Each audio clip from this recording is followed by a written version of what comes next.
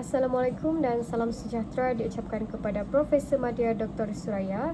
Kami daripada Kumpulan 7 akan membentangkan hasil tugasan kami yang bertajuk Konflik dan Kerjasama Kristian Muslim di Nigeria. Sebelum itu, izinkan kami memperkenalkan diri kami terlebih dahulu. Saya Husnul Nahirat Zulhaj dengan pemegang nombor kad metrik BA251100351. Saya Muhammad Yusuf bin Abdul Sufyan, nombor matriks BA25110309. Saya Mazlinda Maturin, BP 25110241. Nama saya Samamira Natasha binti Samsuria, nomor metrik BA2511100620. Nama saya Muhammad Rafiq bin Rabianto, nombor matriks BB251100230. Nigeria adalah negara yang sangat kaya dengan kepelbagaian, terutama dari segi agama dan etnik. Di bahagian utara, Islam lebih dominan, manakala di selatan, Kristian lebih ramai. Kepelbagaian ini memang menarik, tetapi ia juga menimbulkan cabaran dalam hubungan antara komuniti. Konflik agama di Nigeria sebenarnya bermula sejak tahun 1953. Ia dipengaruhi oleh pelbagai faktor termasuk politik, ekonomi, budaya dan sejarah penjajahan. Konflik ini memberi kesan bukan sahaja kepada politik negara tetapi juga pembangunan ekonomi dan perpaduan sosial. Walaupun begitu, rakyat Nigeria tidak hanya fokus kepada konflik.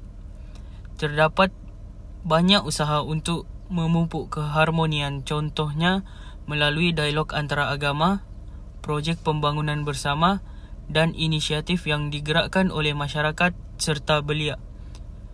Ini menunjukkan bahawa walaupun wujud perbezaan, masih ada ruang untuk bekerjasama dan hidup dalam harmoni.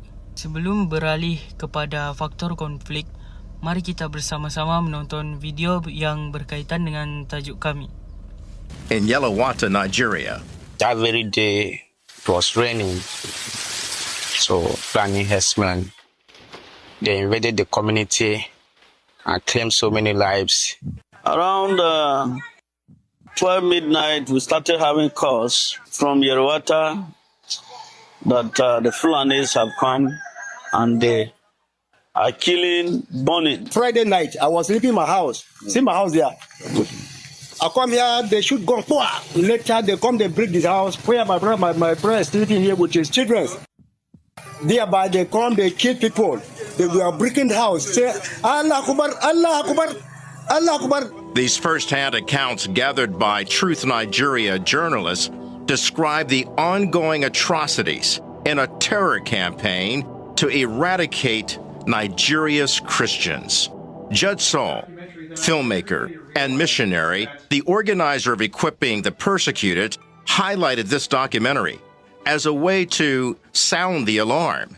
We need to fight this thing threefold. One, America as a government needs to get involved with a very little. I'm talking very little of our resources. If we just did the very little bit of push an aggressive foreign policy, throw some sanctions, whatever it takes, I think we can put a significant dent in this and put a stop to this. U.S. Representative Chris Smith of New Jersey, who has traveled to many dangerous areas in Nigeria, has introduced a resolution in Congress to help stop attacks fueled by religious hatred. There has been an exponential increase in attacks on Christians and some Muslims, but Christians in particular.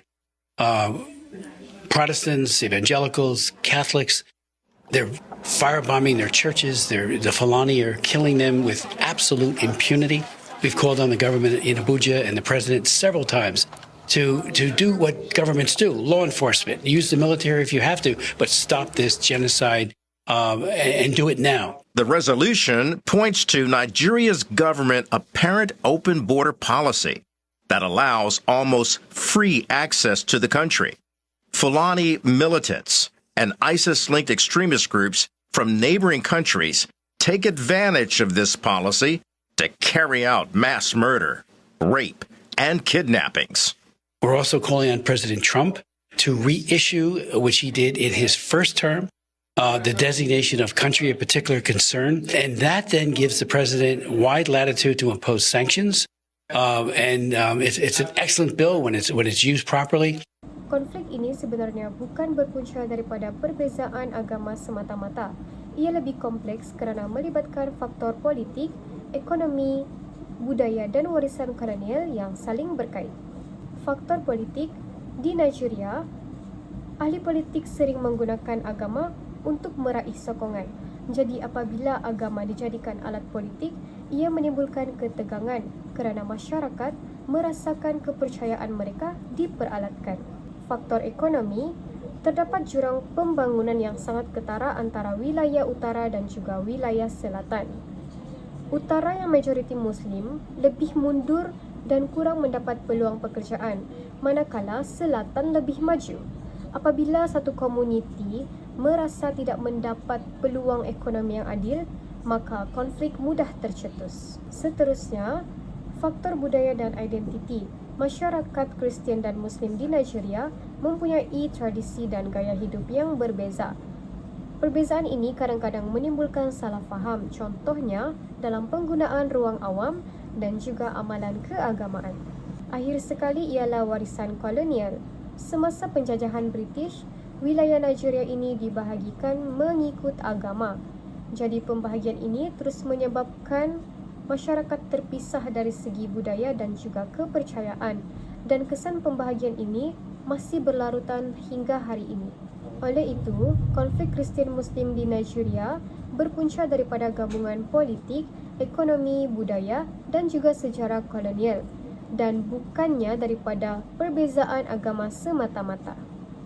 Saya akan membentangkan tentang bentuk konflik Kristian Muslim di Nigeria, yaitu Boko Haram. Boko Haram merupakan sebuah gerakan yang mempunyai kaitan dengan cawangan negara Islam atau lebih dikenali sebagai Islamic State atau disebut sebagai Al-Qaeda. Boko Haram telah menyerang gereja pada malam Krismas atau malam Kamis selama 3 tahun berturut-turut. Pada 30 Julai, Boko Haram telah menyerang kawasan Kristian di Kano dan telah membunuh 45 orang serta merosakkan beberapa pusat istiadat gereja. Yang kedua, yaitu Rusuhan Jos. Rusuhan Jos merupakan keganasan antara komuniti Kristian dan Muslim di Jos. Jos berada di ibu negeri Plateau di tengah Nigeria. Sejak 7 hingga 13 September 2001, berlaku pembunuhan beramai-ramai dan kemusnahan buat kali pertama dalam sejarah. Keganasan ini tercetus antara komuniti Kristian dan Muslim yang telah hidup berdampingan secara aman selama bertahun-tahun. Yang ketiga, yaitu diskriminasi sosial. Diskriminasi sosial yang berlaku di Nigeria terdiri dari aspek sosial dan budaya. Konflik ini tercetus akibat stereotip, prejudis serta salah faham yang berlaku di antara Kristian dan Muslim. Komuniti Kristian melihat Muslim sebagai ancaman, begitu juga sebaliknya terhadap identiti dan budaya mereka. Perbezaan tempat tinggal di kawasan yang berasingan telah mengurangkan interaksi sosial serta peluang untuk membina persefahaman antara agama masing-masing. Beralih kepada bentuk kerjasama Kristian Muslim di Nigeria. Antara bentuk kerjasama tersebut ialah dialog antara agama. Pada tahun 2015, KAISID telah mengadakan lawatan ke Nigeria. KAISID ialah sebuah organisasi yang ditubuhkan oleh beberapa negara untuk memajukan dialog antar agama serta mempromosikan kedamaian dan toleransi. Lawatan tersebut diketuai oleh Alvaro, yaitu Timbalan Setiausaha Agung KAISID. Usaha tersebut dianjurkan dengan bantuan daripada Organization of Islamic Cooperation dan juga Institute for Peace and Conflict Resolution. Alvaro berkata, tujuan KAISID adalah untuk bekerjasama dengan gerakan antarabangsa dan masyarakat sivil untuk menyokong dialog antara agama di Nigeria. Selain itu, dialog antara agama juga tidak akan lengkap tanpa memberikan penghargaan kepada pemimpin agama terkemuka seperti Yang Mulia John Onaiyekan, yaitu bekas Kardinal Katolik Abuja. Beliau sentiasa menentang ketegangan antara agama dan menekankan keperluan mendesak untuk mengadakan dialog. Dalam salah satu ucapannya, beliau berkata bahwa harapannya adalah agar rakyat Nigeria tidak hanya melihat Boko Haram sebagai Muslim, sebaliknya menganggapnya sebagai satu ancaman. Bentuk kerjasama yang seterusnya ialah melalui proyek pembangunan bersama melalui Mission 21. Mission 21 ialah organisasi yang fokus kepada pembangunan sosial dan kemanusiaan. Kesan daripada keganasan Boko Haram, rasa selamat dan ketidakpercayaan antara kumpulan etnik dan agama semakin meningkat dalam kalangan rakyat. Dalam keadaan yang mencabar itu, Mission 21 berusaha memupuk dialog antara masyarakat daripada latar belakang dan kumpulan etnik yang berbeza. Kumpulan yang disasarkan oleh Mission 21 ialah mereka yang beragama Kristen dan Muslim, pembesar agama dan pemimpin masyarakat. Antara aktiviti yang dilakukan oleh Mission 21 ialah Forum Dialog Kristen Muslim, kumpulan bantu diri antara agama dan etnik, dan sokongan psikososial oleh sukarelawan yang terlatih. Bentuk kerjasama yang seterusnya ialah inisiatif belia dan masyarakat, yaitu melalui Building Blocks for Peace ataupun BBFP. BBFP ditubuhkan oleh Lawal Raffio Adeniran yang bermula dengan program belia, yaitu Nigeria Youth for Peace Initiative. Nigeria Youth for Peace Initiative ialah sebuah golongan muda yang tidak berpuas hati dengan peningkatan penyertaan golongan muda dalam keganasan ekstrim di Nigeria. Nigeria Youth for Peace Initiative adalah permulaan gerakan yang membawa kepada penubuhan BBFP. Oleh itu, antara program yang dilakukan BBFP ialah pengurusan konflik dan pembinaan keamanan, serta pencegahan dan pengawalan ekstremisme keganasan. Kesemua program ini melibatkan keterlibatan daripada komuniti Muslim dan Kristen. Kesimpulannya, konflik antara Kristen dan Muslim di Nigeria berpunca daripada faktor sejarah, sosial, politik, dan ekonomi yang akhirnya menjejaskan keselamatan serta kestabilan masyarakat. Ketegangan ini semakin jelas melalui serangan, rusuhan, dan diskriminasi yang berlaku antara komuniti. Dalam menghadapi situasi ini, usaha pemimpin agama, kerajaan, dan masyarakat amat penting untuk mengurangkan ketegangan dan membina semula kepercayaan. Selain itu, dialog antara agama dan penglibatan aktif masyarakat menjadi langkah utama dalam memupuk persefahaman serta menggerakkan proses ke arah keamanan dan perpaduan jangka panjang.